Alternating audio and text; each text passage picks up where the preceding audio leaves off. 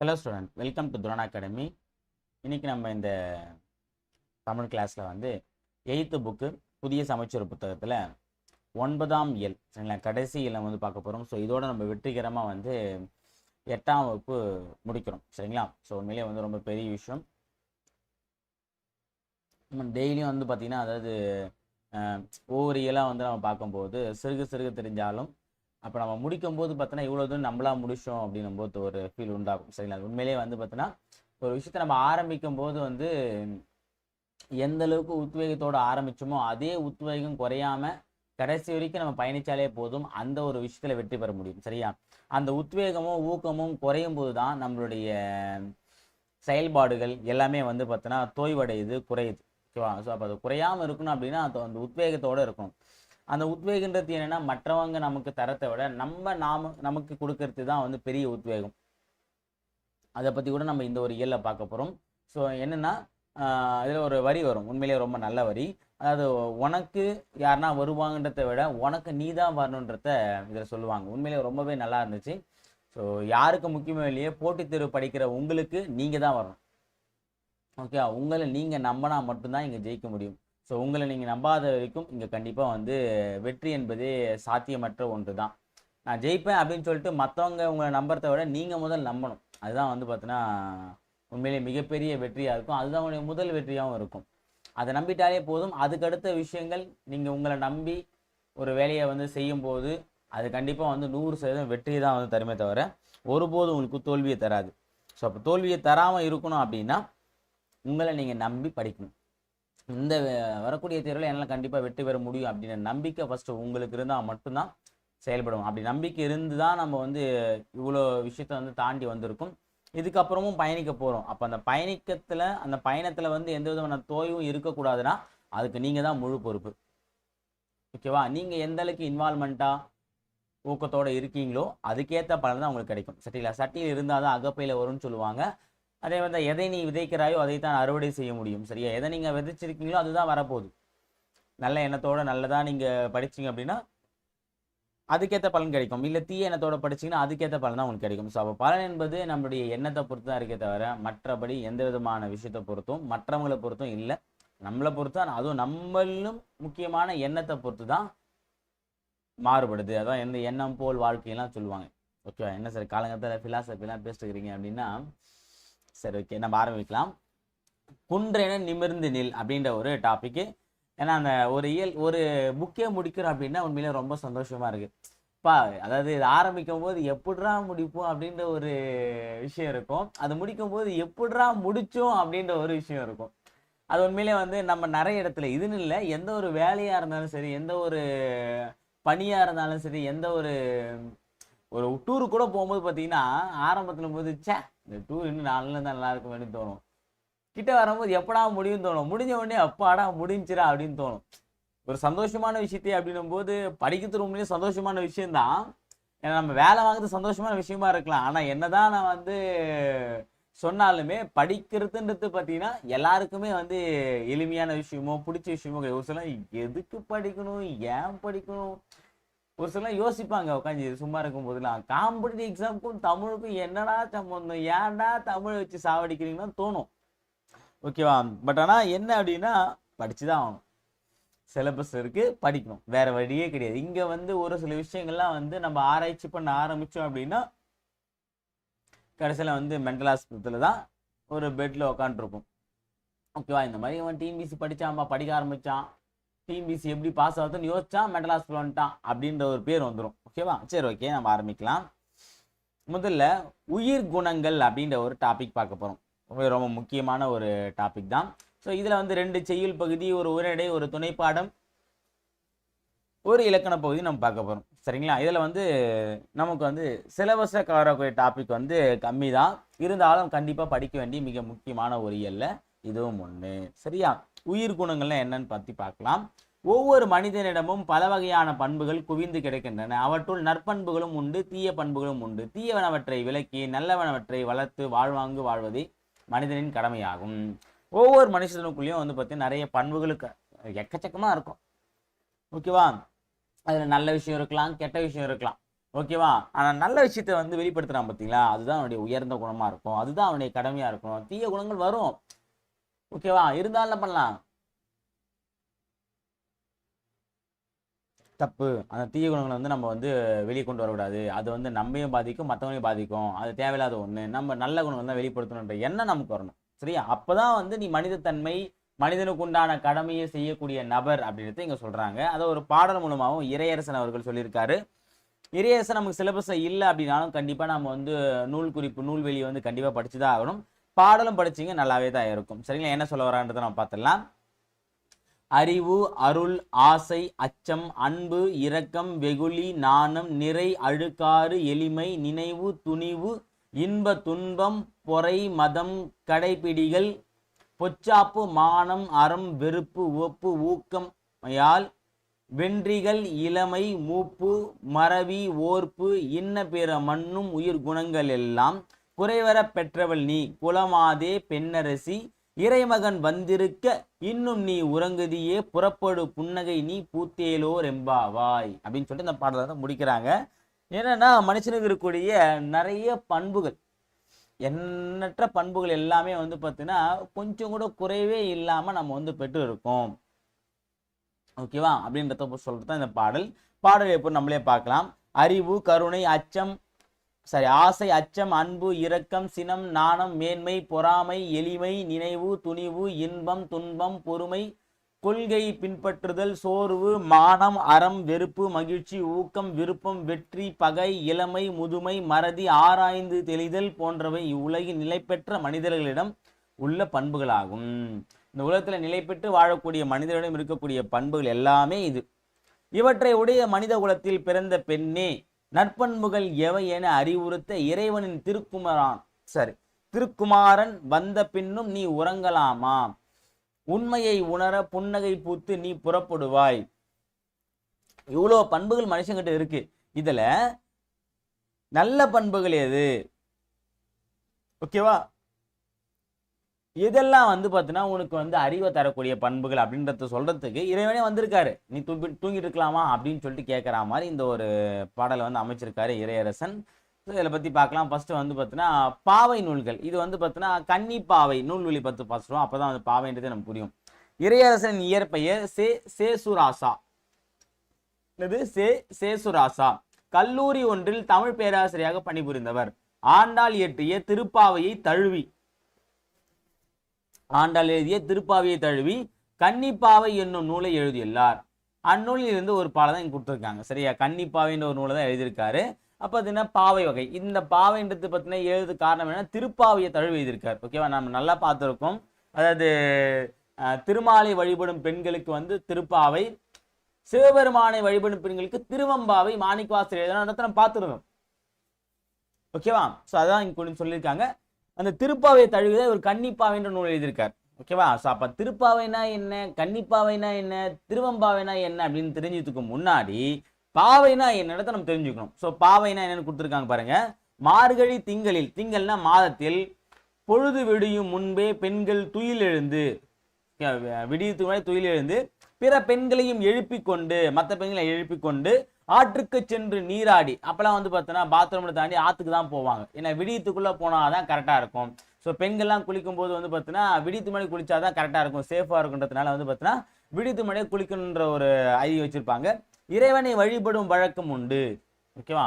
குளிச்சு தான் வந்து நம்ம பூஜை ரூமுக்கே போவோம். சரியா? அதனால சொல்றாங்க. இதனை பாவை நோன்பு என்பர். இந்த விஷயத்தான் சொல்லுவாங்க பாவை நோன்பு. அவ்வாறு திருமாலை வழிபட செல்லும் பெண்கள் பிற பெண்களை எழுப்புவதாக ஆண்டாள் பாடிய நூலே திருப்பாவை. ஓகே, அவ்வாறு திருமாலை வழிபட செல்லும் பெண்கள் என்ன பண்றாங்க? பிற பெண்களை எழுப்பணும்னா அதுக்கு பேர் திருப்பாவைன்னு சொல்லுவாங்க. சரியா?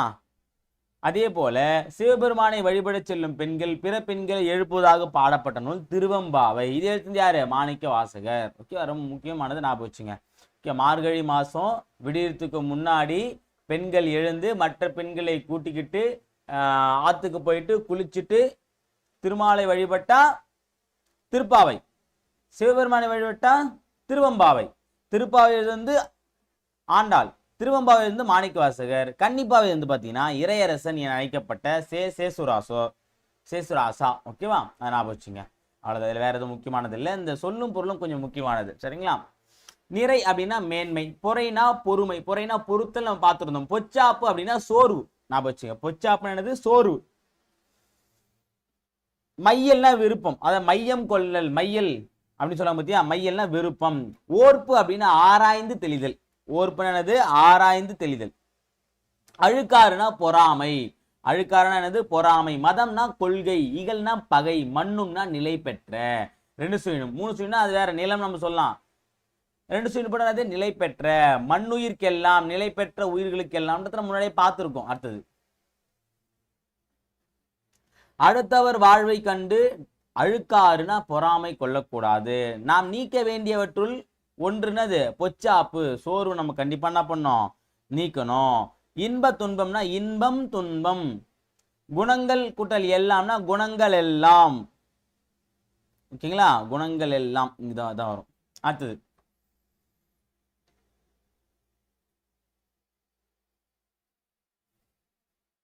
பொறுத்துக்கு பார்த்தீங்க அப்படின்னா நிறைனா என்னது வரும், நிறைனா வந்து ஃபர்ஸ்ட் மேன்மை, பொறைனா பொறுமை, மதம்னா கொள்கை, மையல்னா விருப்பம். நான் போச்சு, சரி டிக்கு போட்டுனா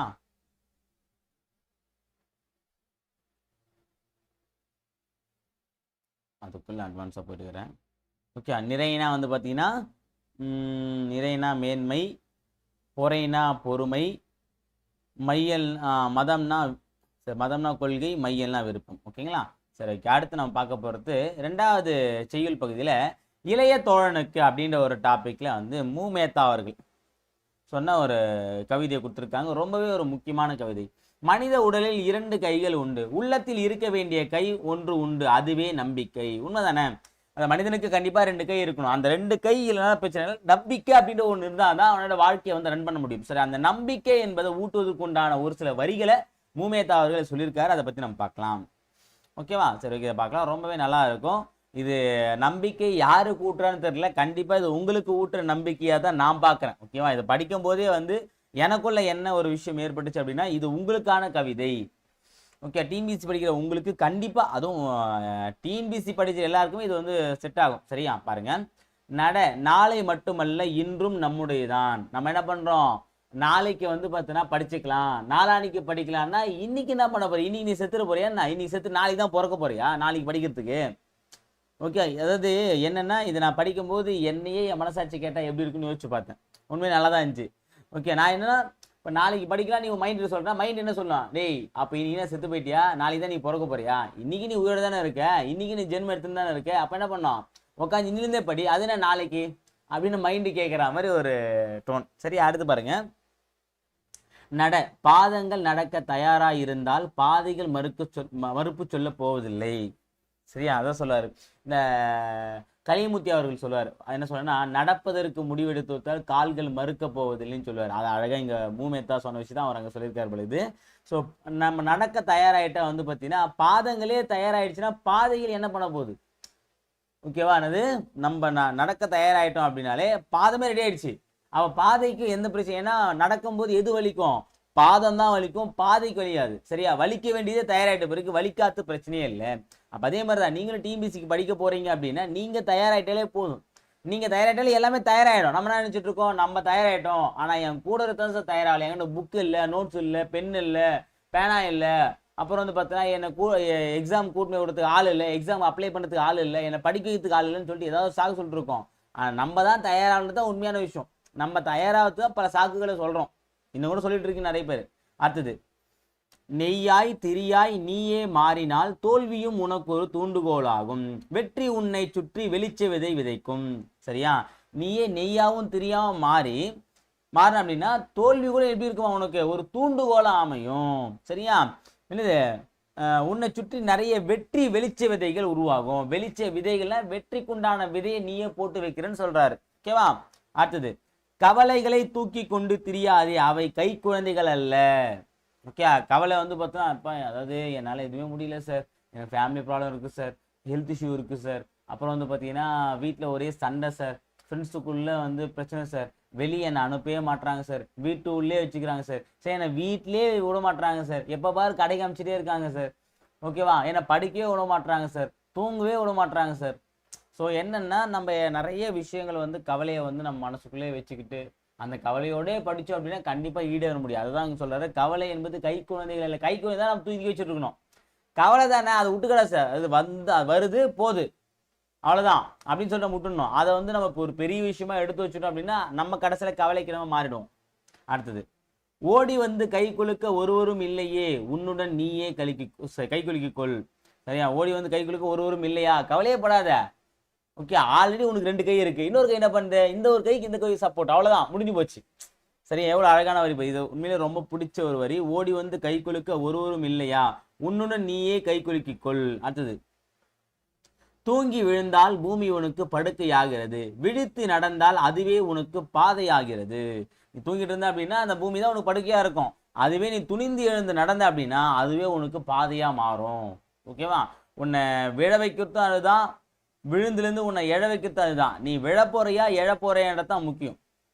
ஓகே, அடுத்தது, நீ விழித்தெழும் திசையே பூமிக்கு கிழக்கு, உன் விரல்களில் ஒளிரும் சூரிய விளக்கு. நல்லா இருக்கு. நீ விழித்தெழும் திசை தான் இது உனக்கான கிழக்கு திசை, கிழக்கு தான் சூரியன் உதிக்கும். அதே மாதிரி உன் விரல்களில் ஒளிரக்கூடியது சூரிய விளக்கு அப்படின்னு சொல்லிட்டு முடிக்கிறார். அடுத்தது, நாளை மட்டுமல்ல இன்றும் நம்முடைய இதுதான் அப்படின்னு சொல்லிட்டு இந்த ஒரு மேத்தா அவர்கள் இந்த வரி வந்து முடிக்கிறாரு. ஓகேவா, ஸோ பொருள் நானே சொல்லிட்டேன். அடுத்து வந்து நூல்வெளி அப்படின்னு பார்க்கும்போது பார்த்தீங்கன்னா, வானம்பாடி இயக்க கவிஞர்களில் குறிப்பிடத்தக்கவர் மேத்தா. அது வானம்பாடி இயக்க கவிஞர்கள் மூத்தவர் யாரு, சரி, குறிப்பிடத்தக்கவர் மேத்தா. புதுக்கவிதையை பரவலாக்கி, நல்லா கவனிச்சுங்க, புதுக்கவிதையை பரவலாக்கிய முன்னோடிகளுள் ஒருவராக இவரை போற்றுவர். கண்ணீர் பூக்கள், ஊர்வலம், சோழ நிலா, மகுட நிலா உள்ளிட்ட பல நூல்களையும் பாடல்களையும் எழுதியுள்ளார். கண்ணீர் பூக்கள், ஊர்வலம், சோழ நிலா, மகுட நிலா இதெல்லாமே எழுதின நூல்கள். கல்லூரி பேராசிரியராக பணியாற்றி ஓய்வு பெற்றவர். என்ன பண்ணிருக்காரு, கல்லூரி பேராசிரியராக பணியாற்றிருக்காரு. இவர் எழுதிய ஆகாயத்திற்கு அடுத்த வீடு என்னும் புதுக்கவிதை நூலுக்கு சாகித்ய அகாடமி விருது கிடைத்துள்ளது. ஓகே, இவர் எழுதிய ஆகாயத்திற்கு அடுத்த வீடு அப்படின்ற ஒரு நூல் எழுதியிருக்காரு. அந்த ஒரு புதுக்கவிதைக்கு என்ன பண்ணிருக்காங்க, சாகித்ய அகாடமி விருது வந்து கொடுத்துருக்காங்க. ஓகேவா, இப்போ நம்ம பார்த்த இந்த கவிதையை வந்து மேத்தா கவிதை அப்படின்ற ஒரு கவிதை நூல் எடுத்திருக்காங்க. சரியா, வானம்பாடி கவிஞர்களில் குறிப்பிடத்தக்கவர், புதுக்கவிதையை பரவலாக்கிய முன்னோடிகளில் ஒருவராக திகழ்ந்தவர், கண்ணீர் பூக்கள், ஊர்வலம், சோழ நிலா, மகுட நிலா, ஆகாயத்துக்கு அடுத்த வீடு போன்ற நூல் எழுதியவர், கல்லூரி பேராசிரியராக பணியாற்றியவர், ஆகாயத்தை அடுத்த வீடுத்துக்கு வந்து பார்த்தீங்கன்னா சாகித்ய அகாடமி விருதும் வாங்கியிருக்காரு. ஓகேவா, அடுத்தது, உன்னுடன் நீயே கை குலுக்கிக்கொள். கவலைகள் கை குழந்தைகள் அல்ல. விழித்தெழுனா விழித்து கூட்டல் எழும். போவதில்லைன்னா போவது கூட்டல் இல்லை, போவது கூட்டல் இதுதான். படுக்கையாகிறதுனா படுக்கை கூட்டல் ஆகிறது, படுக்கை யாகிறது, படுக்கை கூட்டல் ஆகிறது. தூக்கி கூட்டல் கொண்டு, தூக்கி கொண்டு.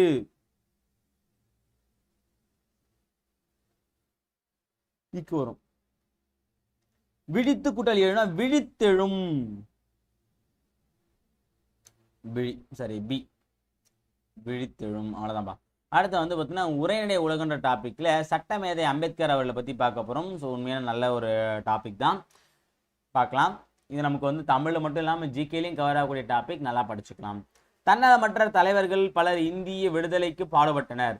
அவர்கள் தமது தொண்டினால் மக்களின் மனதில் நீங்கா இடம் பெற்றனர்.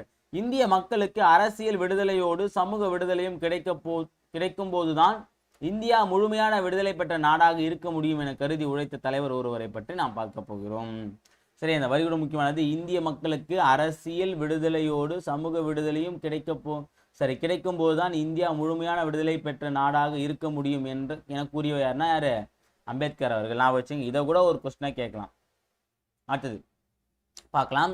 விடுதலை பெற்ற இந்தியாவின் முதல் சட்ட அமைச்சராகவும் இந்திய அரசியல் சாசனத்தின் தந்தையாகவும் விளங்கியவர் தான் பீமாராவ் ராம்ஜி அம்பேத்கர். சரி, அம்பேத்கருடைய வாழ்க்கை வரலாறு பற்றியும் அவருடைய A to Z ஆரம்ப வாழ்வு முதல் இறுதி வாழ்வு வரைக்கும் அவர் வாழ்வில் செய்த சாதனைகள், அவர் பெற்ற துன்பங்கள், அவர் அடைந்த வெற்றிகள், அவர் வந்து பார்த்தா அவர் செய்த முயற்சிகள், அந்த முயற்சியில் அவர் அடைந்த பயன்கள், அவர் தோற்றுவித்த இயக்கங்கள், அவருடைய சாதனைகள், அவருடைய சிறப்புகள், அவர் பெற்ற பட்டங்கள், அவர் பெற்ற விருதுகள், ஓகேவா, அவருடைய இறப்புக்கு பின்பு இந்திய அரசு செய்த நன்மைகள், சரி, சிறப்புகள், இது எல்லாத்தையும் நம்ம வந்து பார்த்தோம் தொகுப்பாக இந்த ஒரு வீடியோ பதிவில் பார்க்க போகிறோம். ஓகேவா, ஸோ விடுதலை பெற்ற இந்தியாவோட முதல் சட்ட அமைச்சர் யாரு, அது மட்டும் இல்லாமல் இந்திய அரசு சாசன தந்தைன்னு சொல்லி யாரை சொல்கிறோம், பீமாராவ் ராம்ஜி அம்பேத்கர்.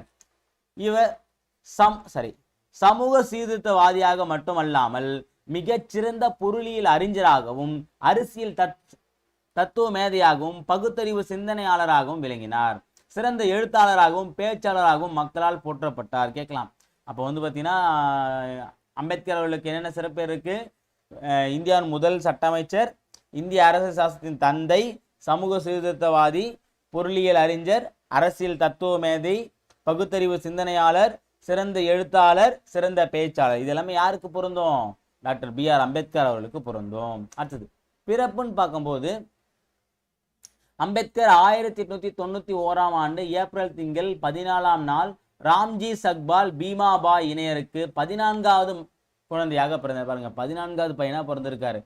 பிறந்தது 14வது நாள், 14ஆம் நாள் 14வது குழந்தையா பிறந்திருக்காரு. ஓகே, இவரது ஊர் மகாராஷ்டிர மாநிலத்தில் உள்ள ரத்னகிரி மாவட்டத்தை சேர்ந்த அம்பவாதி என்பதாகும். சரியா, இதை கேட்டிருக்காங்க. மகாராஷ்டிரா மாநிலத்துல ரத்னகிரி மாவட்டத்துல அம்பவாதி அப்படின்ற ஒரு கிராமத்தை சேர்ந்தது யாரு? அம்பேத்கர்.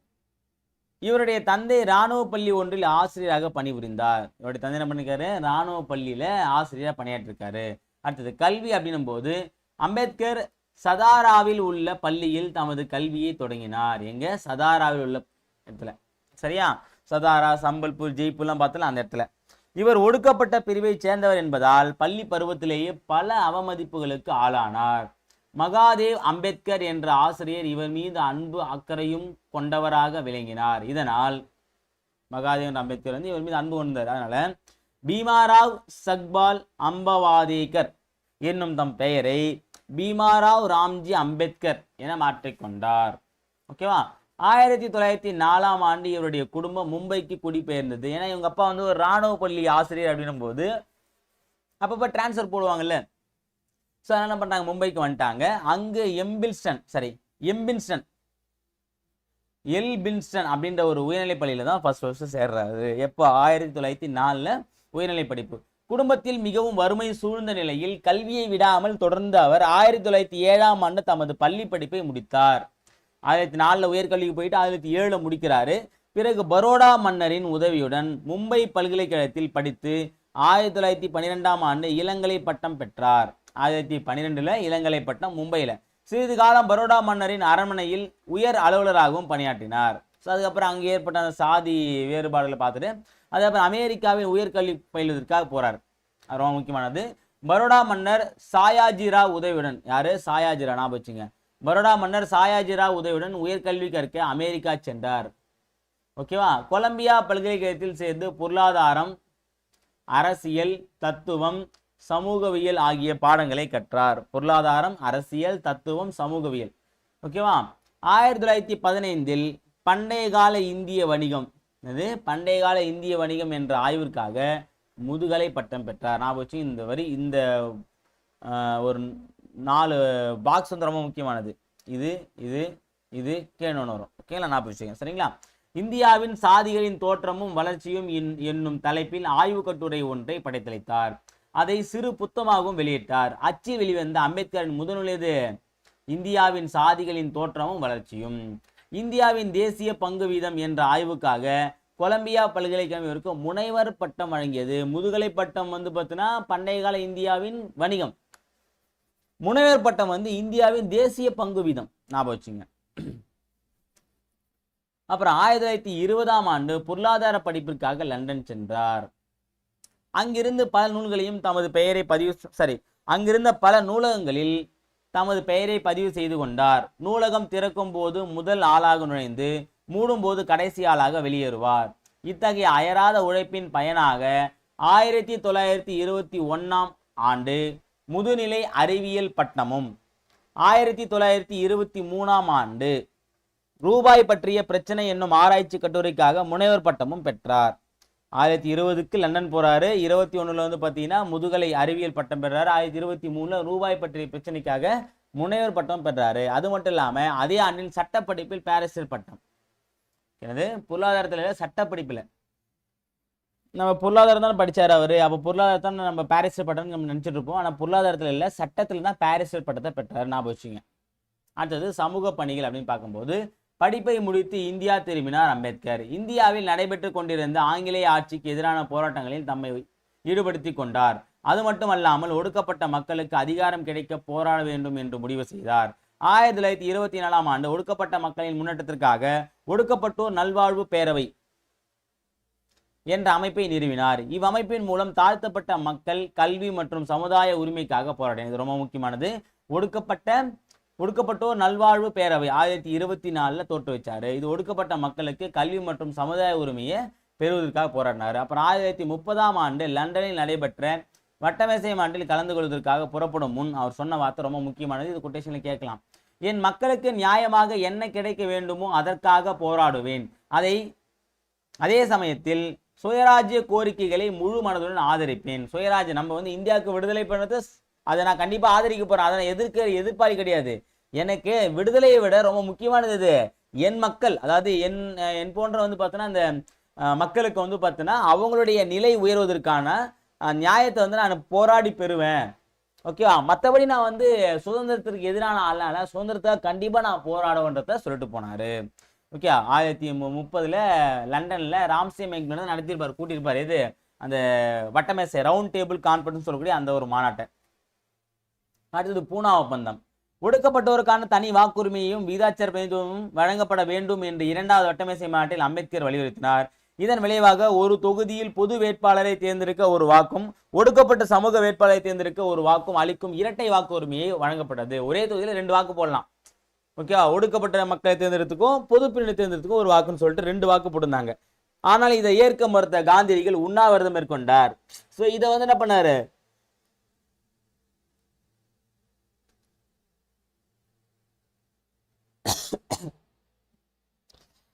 அதாவது அம்பேத்கர் அவர்கள் கஷ்டப்பட்டு லண்டன் போயிட்டு போராடி வாங்கின ஒரு விஷயத்த பார்த்தீங்கன்னா காந்தியடிகள் ஏத்துக்கல. காந்தியடியோட விஷயம் என்ன அப்படின்னா, இப்போ ஒரே இடத்துல 2 ஓட்டு அப்படின்னா பிரிவினை ஏற்படும், மக்களிடையே பிரிவினை கண்டிப்பா தேவையில்லை அப்படின்னு சொன்னாரு. ஓகேவா?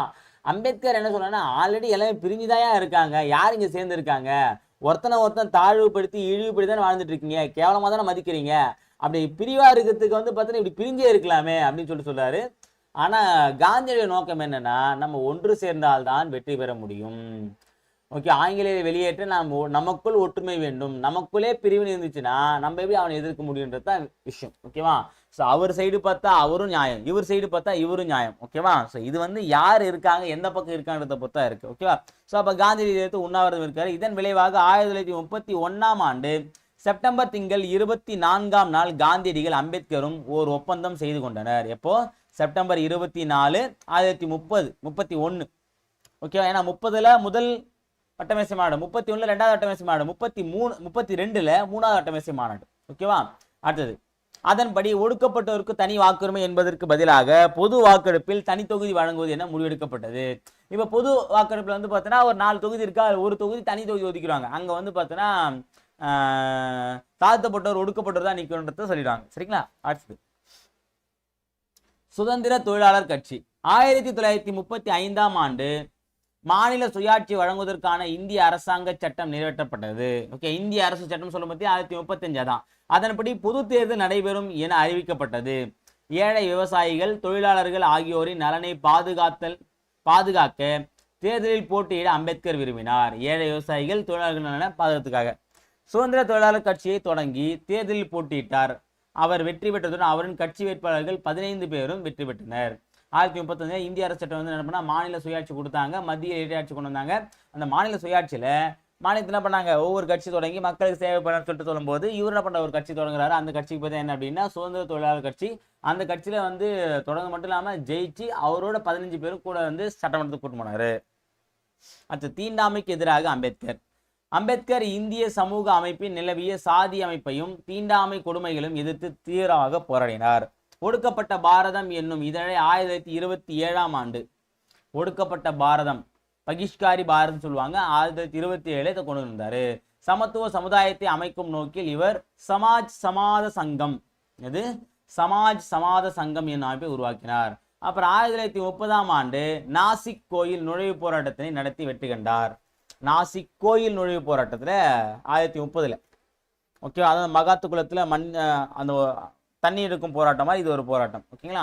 அடுத்தது அரசியல் அமைப்பில் அம்பேத்கரின் பங்கு. 1947ஆம் ஆண்டு ஆகஸ்ட் திங்கள் 15ஆம் நாள் இந்தியா விடுதலை அடைந்தது, நமக்கு தெரியும். ஜவஹர்லால் நேரு தலைமையில் அமைந்த அரசில் அம்பேத்கர் சட்ட அமைச்சராகவும் தென் இந்திய அரசியல் சாசன அமைப்பின் தலைவராகவும் பொறுப்பேற்றுக் கொண்டார்.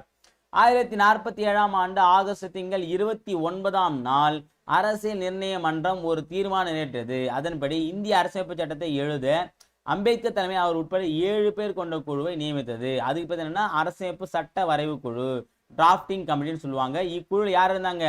கோபால் சுவாமி, அல்லாடி கிருஷ்ணமூர்த்தி, KM முன்ஷி, சையது முகமது சாதுல்லா, மாதவரா, TP கைத்தான், இவங்கெல்லாம் உறுப்பினர் இருந்தாங்க. இக்குழு தனது அறிக்கையை பிப்ரவரி 21, 1948 வழங்கியது. பிப்ரவரி 21 எப்ப அமைச்சாங்க? ஆகஸ்ட் 29, 1947. இவங்க 1948 பிப்ரவரி 21 தாக்கல் பண்ணாங்க. அம்பேத்கர் தலைமையிலான சட்ட வரைவு குழு அப்போது மக்களாட்சி நடைபெற்ற நாடுகள் பலவற்றிலிருந்து இந்திய நடைமுறைக்கு பொருந்தும் சட்டக்கூறுகளை இந்திய அரசியலமைப்பு வரைவில் சேர்த்தது. மற்ற நாடுகள் இருக்கக்கூடிய நம்ம இந்தியாவுக்கு பொருந்தக்கூடிய சட்டங்களை ஒவ்வொன்றா தேடி தேடி எடுத்து கொடுத்தாரு யாரு? அம்பேத்கர் அவர்கள். England, America, Ireland, Australia, Canada, Soviet union, Germany, தென்னாப்பிரிக்கா முதலிய நாடுகள் சட்டங்களையும் ஆராய்ந்து இந்திய நாட்டிற்கான சட்டம் இயற்றப்பட்டது. அம்பேத்கரால் உருவாக்கப்பட்ட இந்த அரசியல் அமைப்பு சட்டம் குடிமக்களின் உரிமைக்காக பல வகையில் பாதுகாப்பை அளிப்பதாக அமைந்தது. இது மிகச்சிறந்த சமூக ஆவணம் என வரலாற்று ஆசிரியர்களால் போற்றப்படுகிறது. அடுத்தது புத்த சமயம் மீது பற்று. கடைசி காலத்தில் வந்து பார்த்தீங்கன்னா அவர் புத்த சமயத்தை வந்து தலைவனாக நினைக்கிறாரு. ஏன்னா எந்த மதம் வந்து வேறுபாடு இல்லாமல் பார்க்கும்போது இதான் சொல்றாங்க. ஓகேவா? இந்த பாக்ஸ் டாபிக் படிக்கலாம், மிஸ் பண்ணிட்டு பாருங்க. அம்பேத்கரோட ஒரு பொன்மொழி: நான் வணங்கும் தெய்வங்கள் 3. முதல் தெய்வம் அறிவு, இரண்டாவது தெய்வம் சுயமரியாதை, மூன்றாவது தெய்வம் நன்னடத்தை. அதான் சொல்றாரு. ஓகேவா? அது இந்த பாக்ஸ் பாருங்க. இரட்டைமலை சீனிவாசன்: இந்தியர்களுக்கு அரசியல் உரிமை வழங்குவதை பற்றி முடிவு செய்ய 1930ஆம் ஆண்டு நவம்பர் திங்கள் இங்கிலாந்தில் முதலாவது வட்டமேசை மாநாடு நடைபெற்றது. ஒடுக்கப்பட்ட மக்களின் சார்பாளராக அம்பேத்கருடன் தமிழகத்தைச் சேர்ந்த ராவ் பகதூர் இரட்டைமலை சீனிவாசனும் கலந்து கொண்டார். சரி, இந்த ஒடுக்கப்பட்ட மக்களுக்காக அம்பேத்கரோட கூட போன யாரு? ராவ் பகதூர் இரட்டைமலை சீனிவாசன் அவர்கள். ஞாபகம் வச்சுங்க. அடுத்தது அரசியலமைப்பு சட்டம். உலகில் மிகப்பெரிய குடியரசு நாடாக இந்தியா விளங்குகிறது. இந்நாட்டில் பல்வேறுபட்ட இன, மொழி, சமயங்களை சார்ந்த மக்கள் வாழ்கின்றனர். இவர்களை ஒருங்கிணைக்க ஆட்சி நடத்த அடிப்படையான சட்டம் தேவைப்படுகிறது. இச்சட்டத்தினை அரசியலமைப்பு சட்டம் என்பர். உலகில் உள்ள அனைத்து நாடுகளும் அந்தந்த நாட்டு அரசியலமைப்பு சட்டத்தை கொண்டு இயங்குகின்றன. அது எழுதப்பட்டதாகவோ அல்லது எழுதப்படாததாகவோ இருக்கக்கூடும். நம்ம இந்தியா வந்து பார்த்தோம்னா எழுதப்பட்ட அரசியல் சட்டம். இப்ப பார்க்கலாம். அம்பேத்கர் புத்த சமய கொள்கையின் மீது ஈடுபாடு கொண்டார். இலங்கையில் நடைபெற்ற புத்த துறவிகள் கருத்தரங்கில் கலந்து கொண்ட அவர் உலக பௌத்த சமய மாநாடுகளிலும் கலந்து கொண்டார். 1956ஆம் ஆண்டு அக்டோபர் 14ஆம் நாள் நாக்பூரில் லட்சக்கணக்கான மக்களோடு புத்த சமயத்தில் தன்னை இணைத்துக் கொண்டார். இப்போ 1956 அக்டோபர் 14 நாக்பூர்ல லட்சக்கணக்கான மக்களோட என்ன பண்றாரு? புத்த சமயத்துக்கு போய் தழுவிட்டாரு. அவர் எழுதிய புத்தரும் அவரின் தம்மமும் என்னும் புத்தகம் அவரது மறைவுக்கு பின்னர் 1957ஆம் ஆண்டு வெளியானது. சரியா? ஒடுக்கப்பட்ட மக்களுக்காக வாழ்நாள் முழுவதும் உழைத்த அம்பேத்கர் 1956 டிசம்பர் 6ஆம் நாள் காலமானார். அவருடைய மறைவுக்கு பின் இந்தியாவின் உயரிய விருதான பாரத ரத்னா விருது 1990ஆம் ஆண்டு வழங்கப்பட்டது. அவருடைய மறைவுக்கு பிறகு பாரத ரத்னா விருது எப்போ கொடுத்துருக்காங்க? 1990 கொடுத்துருக்காங்க. ஓகேவா? அடுத்தது இந்தியாவின் முதல் சட்ட அமைச்சர் அம்பேத்கர். பூனா ஒப்பந்தம் டேஷ் மாற்றம் ஏற்படுத்தப்பட்டது. என்னது? இரட்டை வாக்குரிமை மாற்றம் ஏற்படுத்தப்பட்டது. சமத்துவ சமுதாய அமைப்பை அம்பேத்கர் ஏற்படுத்திய இயக்கம். சரி, சமத்துவ சமுதாயம் அமைய என்னது? சமாத சங்கம். அம்பேத்கரின் சமூக பணிகளின் பாராட்டி இந்திய அரசு டேஷ் விருது வழங்கியது. என்னது? பாரத ரத்னா விருது வழங்கியது.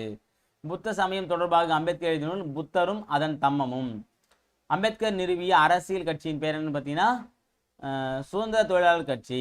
பொருளாதார படிப்பிற்காக அம்பேத்கர் எங்க போனாரு? பொருளாதார படிப்பிற்காக லண்டன் போயிருப்பார். கரெக்டுங்களா? இதை பார்த்துக்கலாம். 1920ஆம் ஆண்டு பொருளாதார படிப்புக்காக லண்டன் போயிருக்காரு. ஓகேங்களா? ஸோ இதோட வந்து பார்த்தீங்கன்னா அம்பேத்கர் பாட முடியுது. அதுக்கப்புறம் வந்து விரிவானம் அப்படின்ற டாப்பிக்கில் பால்மனம் அப்படின்ற ஒரு கதையை கொடுத்துருக்காங்க. ஸோ இது சிலபஸ் முக்கியமானது இல்லை. அது எழுதின நபரை பற்றி மட்டும் பார்க்கலாம். கோமகளின் இயற்பெயர் ராஜலட்சுமி. கோமகள்ன்ற ஒரு கவிஞர் இருக்காங்க. அவருடைய இயற்பெயர் என்னது? ராஜலட்சுமி. சிறுகதைகள், புதினங்கள், குறும்புதினங்கள், வானொலி, தொலைக்காட்சி, நாடகங்கள் முதலியவற்றை எழுதியுள்ளார். சிறுகதைகள், புதினங்கள், குறும்புதினங்கள், வானொலி, தொலைக்காட்சி, நாடகம் எல்லாத்தையுமே எழுதியிருக்காரு. இவரது அன்னை பூமி, இது அன்னை பூமி என்னும் புதினம் தமிழ்நாடு அரசு, இது வந்து ஒரு புதினம் நாவல், ஓகேங்களா. அன்னை பூமி என்ற நாவல் தமிழக அரசின் விருதினை பெற்றுள்ளது. தஞ்சை தமிழ் பல்கலைக்கழகத்தின் தமிழ் அன்னை விருதையும் பெற்றுள்ளார். தஞ்சை தமிழ் பல்கலைக்கழகம் தரக்கூடிய தமிழ் அன்னை அப்படின்ற ஒரு விருதையும் வாங்கியிருக்காரு. உயிர் அமுதாய், நிலாக்கால நட்சத்திரங்கள், அன்பின் சிதறல், உயிர் அமுதாய், நிலாக்கால நட்சத்திரங்கள், அன்பின் சிதறல் உள்ளிட்ட பல நூல்களை எழுதியுள்ளார். பால் மனம் எனும் இக்கதை வெண்ணிலா தொகுத்த மீதமிருக்கும் சொற்கள் என்னும் நூலில் எடுக்கப்பட்டது. இந்த பால் மன்ற கவிதை பற்றி எங்க எடுத்திருக்காங்க? இந்த கதையை வந்து வெண்ணிலான்றவங்க எழுதுன மீதமிருக்கும் சொற்கள் அப்படின்னு ஒரு நூல் வந்து எடுத்திருக்காங்க. ஓகேவா, நான் வச்சுங்க. அடுத்தது இலக்கணம். ஸோ அணி இலக்கணம் நமக்கு வந்து சிலபஸில் இப்போ அணிலாம் கேட்கறது இல்லை, இருந்தாலும் என்ன டெஃபினேஷன் மட்டும் பார்த்துங்க. பிரிது மொழிதல் அணினா என்னன்னு பார்த்தீங்க அப்படின்னா, ஓமையை மட்டும் கூறி அதன் மூலம் கூற வந்த கருத்தை உணர வைப்பது தான் பிரிது மொழிதல் அணி. அதாவது இப்போ வந்து பார்த்தீங்கன்னா, காற்றுள்ள போதே தூற்றிக்கொள், ஓகே அப்படின்னு சொல்கிறான்னு வச்சுங்களேன். ஒரு பொருள் இருக்கும்போதே அதை வந்து பயன்படுத்திக்கோ, இல்லாத போது நீ பயன்படுத்த முடியாது அப்படின்னு சொல்கிற அர்த்தம். அப்போ என்னன்னா, இருக்கும்போதே பயன்படுத்திக்கோ, இல்லாத போது பயன்படுத்தாதுன்றதை டேரெக்டாக சொல்லாமல் அதுக்கு ஒரு ஓமையை சொல்லி அதன் மூலம் சொல்லாமல் பற்றியா. அப்போ ஓமையை கூறி கூற வந்த கருத்தை நினைப்படுத்துவதுதான் என்னன்னா பிரிது மொழிதல் அணி. பிரிது மொழிதல் அணினா வேற ஒரு விஷயத்த சொல்லி சொல்ல வந்த விஷயத்த புரிய வைக்கத்தான் பிரிது மொழிதல் அணி. மொழிதல்னா இங்கே சொல்லுதுன்னு அர்த்தம். ஓகேவா. அடுத்தது தீனால் சுட்டப்புன்னு ஆறிடும், நாவினால் சுட்டப்புன்னு ஆறாது. ஒன்று ஆறும் ஒன்று ஆறாது. வேற்றுமைப்படுத்தினாங்களா? ரெண்டுமே சுடுன்னு சொல்லிட்டு ஒற்றுமைப்படுத்தினாங்க. ஒன்று ஆறும் ஆறான்னு சொல்லிட்டு வேற்றுமைப்படுத்துறாங்க. அதான் ஒற்றுமைப்படுத்தி அப்புறம் வேற்றுமைப்படுத்துவது வேற்றுமை அணி. அடுத்தது இரட்டர மொழிதல் அணி அப்படின்னா, ஒரு சொல் அல்லது ஒரு தொடர் இரு பொருள் தருமாறு அமைவது. இது நம்ம ஆல்ரெடி பார்த்துருக்கோம். இரட்டர மொழிதல் அணியில காலமேக படம் நம்ம பார்த்துருக்கோம், சரிங்களா. ஒரு சொல் அல்லது ஒரு தொடரோ இரு பொருள் பெருமாறு பாடுவதுதான் டபுள் மீனிங் சொல்லலாம். இதுக்கு வந்து ஸ்லேடை அணி அப்படின்ற ஒரு பேரும் இருக்கு. அவ்வளவுதான். ஓகே, இதுல வந்து ஸ்லேடை அணி என்றும் அழைப்பர். எடுத்துக்காட்டு நான் வச்சுங்க போதும். பிரிது மொழிதல் அணியின் டேஷ் மட்டும் இடம்பெறும், ஓமை மட்டும் இடம்பெறும். இரண்டு பொருள்களுக்கு இடையே உள்ள ஒற்றுமையும் வேற்றுமையும் கூறுவது வேற்றுமை அணி. ஒரு செய்யுளை இரு பொருள்படும்படி பாடுவது வந்து பார்த்தீங்கன்னா இரட்டர மொழிதல் அணி. இரட்டர மொழிதல் அணியின் வேறு பெயர் வந்து பார்த்தீங்கன்னா ஸ்லேடை அணி. அவ்வளோதான். அடுத்து கடைசியாக பார்த்தீங்கன்னா டிரான்ஸ்லேஷன் பார்த்தா நம்ம இந்த 7 முடிக்கலாம். குறிக்கோள் அப்படின்னா அப்ஜெக்டிவ். அடுத்தது வந்து நம்பிக்கை அப்படின்னா கான்ஃபிடன்ஸ். முனைவர் பட்டம்னா டாக்டரேட். வட்டமேசைனா ரவுண்ட் டேபிள் கான்ஃபரன்ஸ். இரட்டை வாக்குரிமை டபுள் ஓட்டிங். பல்கலைக்கழகம் யூனிவர்சிட்டி. ஒப்பந்தம் அக்ரிமெண்ட். அரசியலமைப்பு கான்ஸ்டியூஷன் தோட முடியுது. வெற்றிகரமாக நம்ம இந்த ஒரு இயலோட 8ஆம் வகுப்பு புதிய சமச்சீர் புத்தகத்தை முடிக்கிறோம். அடுத்த வீடியோ பதில வேறொரு முக்கிய நல்ல தகவலோட சந்திக்கலாம்.